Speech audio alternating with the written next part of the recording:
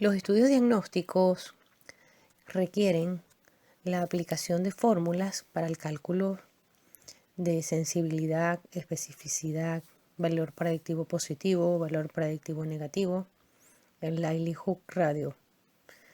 Por lo que hoy nos reunimos con el objetivo de realizar la sesión práctica de los estudios de tipo diagnóstico y de esta manera poder aplicar las tablas de 2x2 o tablas tetracóricas y la verificación de los resultados que se nos presentan en el artículo en estudio. Bienvenidos. La sesión está a cargo de mi persona, doctora Elaudi Rodríguez, médico reumatólogo. El trabajo a discutir sobre pruebas diagnósticas se titula Evaluación de la prueba diagnóstica de detección rápida de antígeno de COVID-19, Panbio COVID Rapid Test, en atención primaria, publicada en la revista del grupo Semergen de la Sociedad Española de Médicos de Atención Primaria, del grupo Elsevier, cuyo autor Cortés Rubio y colaboradores. El DOI es 10.1016. Tiene un factor de impacto de 0.332. Con respecto al factor de impacto, hay que destacar que los autores hacen una nota de publicación donde manifiestan que la revista es una revista indexada, pero relativamente nueva.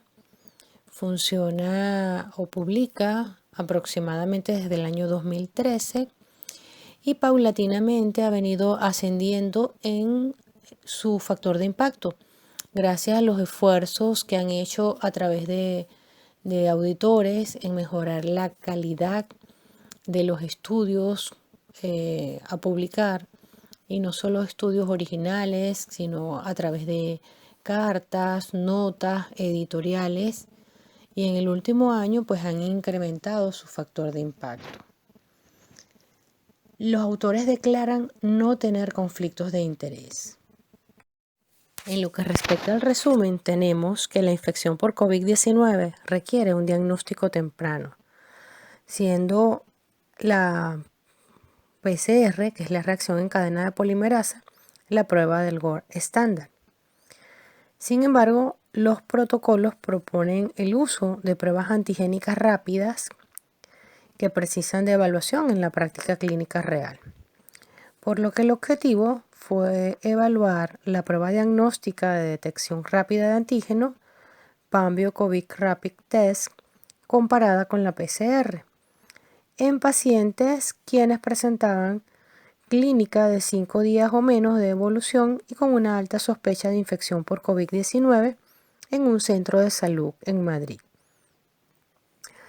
Para ello, trabajaron con una muestra de 103 pacientes mayores de 14 años que acudieron a este centro de salud con alta sospecha de infección por COVID-19 durante los primeros 5 días de evolución del inicio de los síntomas, el cual fue desarrollado en el mes de noviembre del 2020. Para tal estudio se realizaron como intervenciones de pruebas diagnósticas para COVID-19 la prueba de antígeno y la PCR, obteniéndose como resultado una prevalencia de la enfermedad de 24.3% según la prueba de PCR y 17.5% según el test de antigénico rápido. Además, se obtuvo una sensibilidad del 72% y especificidad del 100%, y valores predictivos positivos de 100% y predictivo negativo del 91.8%, concluyéndose que la sensibilidad y especificidad para el test del antígeno rápido Panbio son similares a otros estudios realizados en atención primaria, y que en prevalencia alta de enfermedad y con síntomas de alta sospecha, los resultados positivos del test se pueden considerar definitivos, pero los resultados negativos requerirán confirmación. Entre los antecedentes del estudio les voy a mencionar uno titulado Evaluación de la prueba de detección de antígeno rápido Pambio COVID-19 en dispositivo para el screening de pacientes con COVID-19, realizado por Florence Fenolar y colaboradores, y cuyo objetivo fue evaluar el rendimiento de la prueba de antígeno Pambio COVID-19 Rapid Test en comparación con la prueba de PCR en pacientes con síndrome respiratorio agudo severo por COVID-19 en fluido nasofaríngeo. El diseño del estudio estuvo constituido por un estudio prospectivo realizado desde el 21 de septiembre al 2 de octubre del año 2020, conformado por 341 pacientes, de los cuales 182 estaban sintomáticos y 159 eran asintomáticos. A esto se les realizó la prueba de PCR y la prueba del antígeno Pambio Rapid Test COVID-19, obteniéndose como resultado que de los pacientes evaluados, 204 resultaron positivos para PCR y 154 para la prueba de antígeno. De los pacientes que se les aplicó la prueba de PCR, de los 182 sintomáticos, todos resultaron positivos. Y de los 159 asintomáticos, solo 22 resultaron positivos para PCR. Mientras que en el test de antígeno, de los 204 positivos para PCR, solo 154 resultaron positivos para la prueba de antígeno, y de ellos 7 pertenecían al grupo de los asintomáticos, obteniéndose en este estudio una sensibilidad de 75.1%, especificidad de 94.9%, valor predictivo positivo de 95% y valor predictivo negativo 72%. Los tópicos a estudiar son pacientes con sospecha de infección por COVID-19 que tengan 5 o menos días de evolución. Las pruebas de intervención son las pruebas de reacción en cadena de polimerasa para COVID-19, que representa el gold estándar. Y la prueba de estudio es la prueba de antígeno Pambio COVID-19 Rapid Test. Además, se van a evaluar como objetivo secundario las características clínicas de los pacientes con infección por COVID-19. Como bien sabemos, la infección por coronavirus fue declarada como pandemia por la Organización Mundial de la Salud en marzo del año pasado, y requiere un diagnóstico temprano para optimizar el manejo de los pacientes y limitar su transmisión y, por ende, disminuir la morbimortalidad.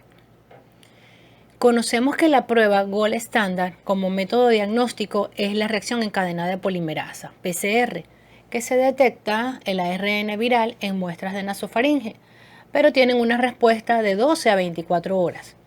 Y se considera que su sensibilidad y especificidad serían las máximas. Pero además existen otras pruebas que se utilizan a través de dispositivos que son de fácil manejo. Entre ellos tenemos la prueba antigénica rápida Pambio COVID Rapid Test, el cual tiene una sensibilidad de 93.3% de acuerdo a la casa de fabricación y una especificidad del 99.4%, el cual es el objeto de estudio en este trabajo.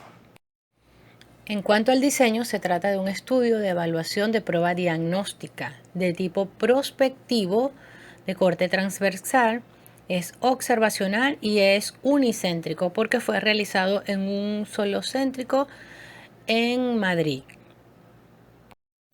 En el flujograma tenemos pacientes con sospecha de COVID-19 en un centro de salud urbano en Madrid, a los cuales se les aplicaron criterios de inclusión y exclusión, seleccionando, de acuerdo al cálculo de la muestra, 103 pacientes seleccionados.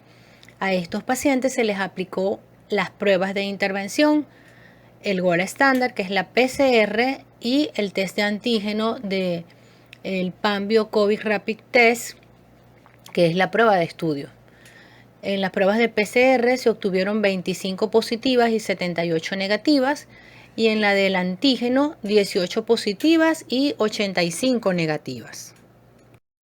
En lo concerniente a la metodología, el estudio estuvo conformado por 103 pacientes, obtenidos de acuerdo a la estimación del tamaño muestral, considerando un 30% de prevalencia esperada, dada la alta sospecha. Y estos pacientes acudieron al Centro de Salud Urbano del Distrito de Ucera en Madrid. El objetivo primario del mismo fue evaluar la prueba diagnóstica de detección rápida del antígeno Panbio COVID Rapid Test en nasofaringe comparada con la PCR en los pacientes con clínica de 5 o menos días de evolución y con alta sospecha de infección por COVID-19 en un centro de salud, siendo el objetivo secundario describir las características clínicas de los pacientes con alta sospecha de infección por COVID-19 y su relación con tener realmente la enfermedad. Ellos determinaron como criterios de inclusión pacientes mayores de 14 años, con clínica de 5 días o menos de evolución y con alta sospecha de infección por COVID-19. Además, debían cumplir los criterios de protocolo de la Comunidad de Madrid, que incluyen cualquier síntoma tipo A o mayor o igual a 2 síntomas tipo B o mayor o igual a 3 síntomas tipo C. Y en los criterios de inclusión, que los pacientes presentaran rechazo o firmar el consentimiento informado. La recopilación de los datos se realizó a través de una consulta donde se realizó la anamnesis, el examen físico y posteriormente se aplicó las pruebas de PCR y la prueba de antígeno. Todo esto se iba registrando en un instrumento. La prueba de antígeno se obtenía el resultado aproximadamente a los 15 minutos y quedaba registrado de inmediato, y quedaba pendiente el resultado de la prueba de PCR que se obtenía a las 48 horas y posteriormente era registrado en el instrumento de evaluación. En el gráfico del estudio tenemos 103 pacientes con sospecha de COVID-19 que acuden al Centro Urbano de Salud de Ucera en Madrid. A estos pacientes se le aplicó los criterios de inclusión, que eran mayor de 14 años, 5 días o menos con síntomas para COVID-19 y que cumplieran con el protocolo de la Comunidad de Madrid. Y el único criterio de exclusión, que era el rechazo a firmar el consentimiento informado por parte de los pacientes. Luego estos pacientes, la intervención realizada fue la aplicación de la prueba del PCR y la prueba de antígeno, el Panbio Rapid del test para COVID-19. De las pruebas del PCR resultaron 25 positivas y 18 negativas, y del antígeno 18 positivas y 85 negativas. Esto permitió obtener una sensibilidad de 72%, especificidad de 100%, valor predictivo positivo de 100% y valor predictivo negativo de 91.8%, obteniéndose un valor de P significativo menor a 0.030. Y el estudio se realizó de forma prospectiva en el mes de noviembre del año 2020. Las estrategias de análisis utilizaron la T-Student para la comparación de medias y el chi cuadrado para la comparación de proporciones cuando fue preciso. Además, se calculó la sensibilidad, especificidad, valor predictivo positivo y valor predictivo negativo de la prueba del test rápido antigénico para el COVID-19, con análisis de su significación para una P menor de 0.05 a través de la prueba exacta de Fisher. Y finalmente realizaron una regresión logística binaria por el método de introducir variables, considerando la variable dependiente, tener la enfermedad, y los factores explicativos fueron las variables edad, sexo, tiempo de evolución y los síntomas referidos al COVID. Aun cuando no se muestra la tabla, reportan en los resultados que la edad media fue de 42.19 más o menos 15.10 años, con un rango de 16 a 87 años. La distribución por sexo fue 47 hombres y 56 mujeres, que representan el 54.4%. Y el tiempo medio desde la aparición de la clínica fue 2.36 más o menos 1.30 días. Ahora, en relación a los síntomas de los pacientes incluidos, los podemos ver en esta tabla, que es síntomas de los pacientes incluidos en el estudio y la relación de tener PCR positiva. Observamos en la primera columna los síntomas, en la segunda columna el número y el porcentaje y en la tercera columna el valor de P. Aquí podemos evidenciar todos los síntomas como tos, disnea, fiebre, mialgias, artralgias, síntomas intestinales, nasales y oculares. En este análisis bivariante no hubo relación entre los síntomas y la presencia de la enfermedad, excepto, como lo vemos resaltado acá, para las mialgias, que fue el valor de P de 0.030 y fue de 0.097 en el caso de la fiebre. En esta tabla podemos evidenciar los resultados de la evaluación del test antigénico rápido de COVID-19. Podemos observar que en el eje de las Y o en la primera columna se representa el test antigénico, tanto positivo como negativo y el total. Y en la segunda columna el test para PCR positivo, en la tercera columna el test para PCR negativo y en la cuarta columna el total. Quiere decir que de aquí, de esta tabla, se van a desprender los resultados de la sensibilidad, especificidad, valor predictivo positivo y valor predictivo negativo. Podemos evidenciar que el total de PCR positiva fue de 25 y de PCR negativa 78. Del test antigénico positivo se obtuvieron 18 y del negativo 85 para un total de 103 pruebas aplicadas a 103 pacientes. En base a la tabla anterior, con los resultados de las pruebas, tanto de la PCR como de la prueba del antígeno, podemos construir la tabla tetracórica o tabla del 2×2. Entonces aquí tenemos en los resultados de la prueba de estudio, tenemos en las columnas la prueba de estudio y el gol estándar. Y en la primera fila, pues los enfermos y los sanos. Vamos entonces a construir la tabla. Tenemos que la prueba de estudio, que es en este caso la prueba de antígeno y los enfermos positivos, me viene a representar la A. Y son en total 18. La prueba de estudio con los negativos, que serían los sanos, viene a representar la B, que son 0, ¿verdad? Porque todos estuvieron positivos. Luego, cuando evaluamos el gol estándar correlacionado con los enfermos o con la PCR positiva, nos va a dar la C, que en este caso serían 7. Y el gol estándar con los sanos me va a dar la letra D, que sería 78. Voy a obtener así un total que los enfermos, que sería A más C, me da un total de 25 y los sanos, que sería B más D, me da un total de 78. Así, para la prueba de estudio, el total de los PCR-T, que sería la prueba del antígeno, me da un total de 18, que sería A más B. Y el gol estándar, que es la PCR, sería C más D, que da un total de 85. Esto da un total general de 103. Obtenida ya la tabla tetracórica, entonces procedemos a hacer el cálculo de la sensibilidad y la especificidad.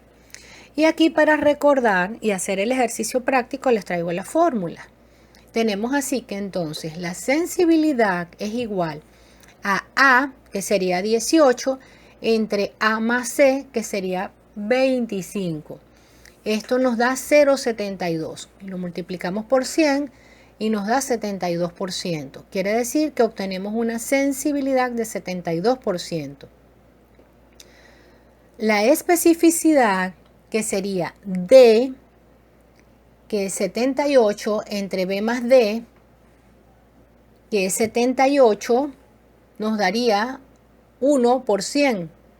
Nos daría 1, ¿verdad? 78 entre 78 es 1, lo multiplicamos por 100 y nos da una especificidad del 100%. Ahora vamos a calcular el valor predictivo positivo. que es igual a A entre A más B.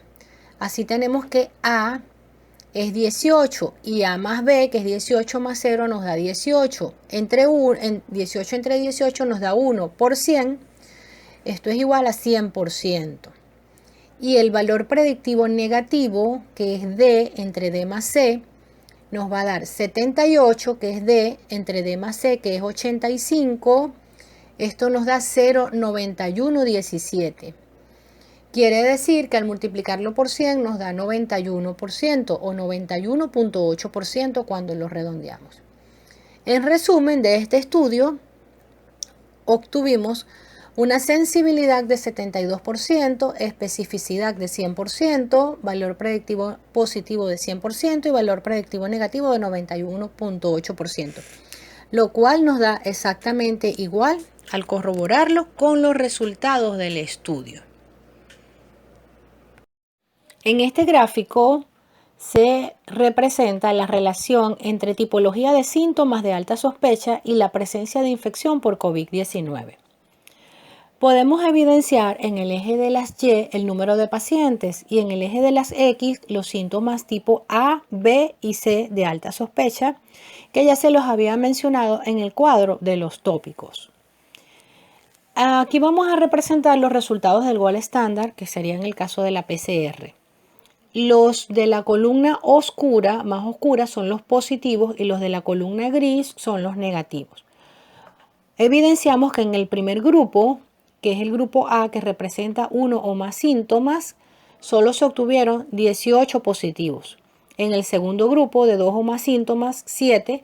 Y en el tercer grupo, solo 1. No obteniéndose negativos con 3 o más síntomas. Ahora, esto quiere decir que en el análisis bivariante no hubo relación entre los síntomas y la presencia de las causas A, B y C de alta sospecha de COVID-19 y tener realmente la enfermedad. En esta tabla se observa la relación entre variables y la presencia de COVID-19 mediante la regresión logística binaria. Podemos observar en la primera columna las variables, en la segunda columna el odds radio, en la tercera columna el índice de confianza y en la cuarta columna el valor de P. Para la práctica clínica es importante conocer los síntomas que se relacionan con una probabilidad mayor de infección por COVID-19. El espectro va desde asintomáticos hasta una enfermedad crítica y pueden incluir fiebre, tos, dolor de garganta, malestar general y mialgias. Pero también otros síntomas como diarrea, náuseas y dificultad respiratoria. A pesar de que esta sintomatología puede ser indistinguible de otras infecciones, el estudio realizado apunta a que controlando el resto de las variables, las mialgias, la fiebre, la disnea, la anosmia, ageusia y los síntomas oculares, como están resaltados allí, podrían orientar a una mayor probabilidad de padecer esta enfermedad. Podemos observar que los odds radios en esos casos nos informa de que habría alrededor de 15 veces más probabilidad de tener COVID-19 en los pacientes de alta sospecha clínica con mialgias y de alrededor 12 veces más si hay disnea o síntomas oculares y alrededor de 5 veces más para los síntomas de anosmia, ageusia y fiebre. Estos resultados son bastante congruentes con una reciente revisión de Cochrane de Struffi sobre los signos y síntomas que determinan si un paciente tiene la enfermedad por COVID-19 en entorno hospitalario. Según estos estudios, los síntomas que podrían ser datos de alarma serían la fiebre, las mialgias, la fatiga y la cefalea. En este estudio, estos síntomas daban una probabilidad por encima de 5 veces mayor tener la enfermedad por COVID-19, por lo que según los autores aumentaba sustancialmente la probabilidad de esta enfermedad. Basados en los conocimientos obtenidos en la clase magistral sobre estudios diagnósticos, vamos a hacer la evaluación de la calidad de este tipo de estudios y a través de la herramienta QUADAS. Y nos preguntamos, ¿es representativa la muestra? Quizás si nos ponemos a analizar la incidencia de casos de pacientes con COVID-19, podemos decir que es muy poco esa muestra de 103 pacientes. Pero hay que tomar en cuenta algunas consideraciones. Ellos hicieron la estimación de la muestra, del cálculo de la muestra, basados en la incidencia en la prevalencia para ese momento. Fíjense, el estudio se realizó en el mes de noviembre de 2020, cuando la tasa de incidencia de la enfermedad fue de 254 casos por 100.000 habitantes en la zona básica de Las Calesas, donde se desarrolló el estudio. Esto corresponde a una incidencia intermedia en la llamada segunda ola, que correspondería en la evaluación del nivel de transmisión a un riesgo muy alto según los criterios del Consejo Territorial del Sistema Nacional de Salud. Es por ello que entonces esos datos que se obtuvieron de los valores predictivos positivos y negativos son altos, ¿verdad? Pero son en base a una prevalencia del 24.3%. Tomando en cuenta esto, podemos decir que la muestra sí fue representativa de la población. Además, recordar que fue unicéntrico. ¿Se describen bien los criterios de selección? Sí, tanto inclusión como exclusión. ¿Clasifica bien el patrón de referencia? Por supuesto, y pudimos ver cómo es el patrón de referencia, el gold estándar, 100%. Si el patrón y la prueba no se aplican simultáneamente, es razonable pensar que la enfermedad no haya evolucionado en ese tiempo. En este caso, el patrón y la prueba se aplicaron en el mismo tiempo. Ellos aquí no especifican el sesgo de verificación parcial y diferencial. En realidad no está bien especificado. Pero es un trabajo que fue bien diseñado. Es el patrón de referencia independiente de la prueba. O sea, por ejemplo, la prueba no forma parte del patrón. No, por supuesto que sí forma parte del patrón. El detalle de la ejecución de la prueba, está bien descrito el diseño y el detalle de la ejecución del estándar también. Se interpretó la prueba sin conocer el resultado del patrón. Se interpretó el patrón sin conocer el resultado de las pruebas. Ambas se realizaron simultáneamente, se interpretaron de manera independiente y luego se correlacionaron. ¿La información clínica disponible en la interpretación de la prueba es la misma que habrá cuando se utiliza en la práctica? Sí, por supuesto. ¿Se informa de los resultados no interpretables? Bueno, aquí realmente, como era una muestra muy pequeña, no hubo pérdidas. Y todas estuvieron representadas, todas fueron interpretadas en las medidas en todos los análisis estadísticos. ¿Se explican las pérdidas? Bueno, aquí realmente no hubo pérdidas. O sea que el estudio fue evaluado con una buena calidad. Si analizamos la matriz FODA, podemos pensar que entre las fortalezas sería obtener otra alternativa menos invasiva y de rápido resultado. Entre las oportunidades, este estudio puede servir como referencia para realizar otro con un mejor diseño y que sea multicéntrico y nos permita ampliar también la muestra, estimando la prevalencia. Entre las debilidades, bueno, el tamaño de muestral, podemos destacar que se realizó asumiendo una prevalencia esperada de PCR positivas del 30%, pero la prevalencia final fue de 24%, 24.3%. Esto influye también en la aplicación de la regresión logística binaria, lo cual se ve reflejado en los amplios intervalos de confianza encontrados. También se describe que otra de las posibles limitaciones que pueden tener en relación con los pacientes que rechazaron la realización de la prueba de la PCR, ya una vez que conocieron el resultado del test antigénico, es no dejarse hacer la prueba por lo molesta de la misma. Sin embargo, apenas acá fueron 4 los pacientes que rechazaron, por lo que no considero que haya influido mucho en el resultado del estudio. Y entre las amenazas, pues ya a veces, si no se toma en el momento indicado, en los días establecidos, y nos hemos pasado, ¿verdad? Y podemos obtener una prueba falsa negativa y tener la enfermedad. Y no corroborarla con una prueba de PCR o tener una prueba falsa positiva que es menos probable si estamos en contraste con otros cuadros virales subyacentes. De acuerdo al nivel de evidencia y el grado de recomendación, si hacemos un repaso, podemos ver que en este caso, este estudio es un estudio de casos, no de casos y controles, sino de casos donde se hace es de tipo prospectivo y se hace un grupo de intervención comparado con un gold estándar. Podemos clasificarlo entonces como un nivel de evidencia 2 positivo y un grado de recomendación C. Este estudio, a pesar de que lo vemos sencillo, nos deja algunos aprendizajes, sobre todo que nos mantenemos en una época de pandemia y que nos obliga a seguir estudiando sobre el COVID-19, sobre el coronavirus. Y pues si a esto lo aplicamos, le aplicamos la medicina basada en evidencia, pues vamos a obtener muchos beneficios, porque estamos conociendo nuevas herramientas y con un tema actualizado.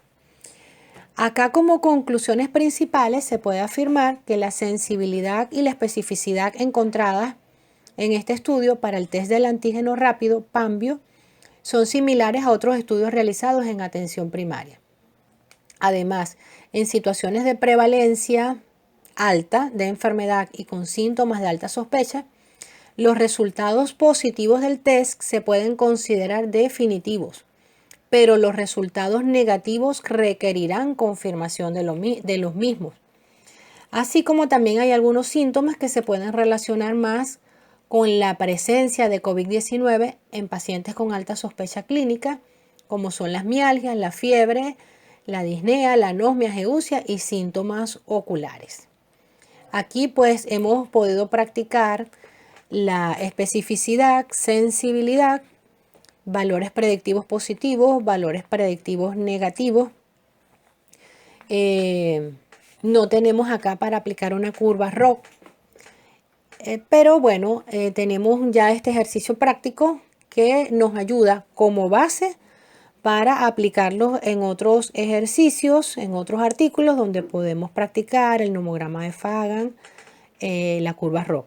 Lo importante es tener las herramientas y que lo aprendido lo llevemos a la práctica. Y como les he dicho en otras oportunidades, esto es de estudiar, estudiar, estudiar, leer, leer, leer, practicar, practicar, practicar. Así pues que los motivo a que leamos, estudiemos y practiquemos. A todos, muchísimas gracias por su atención.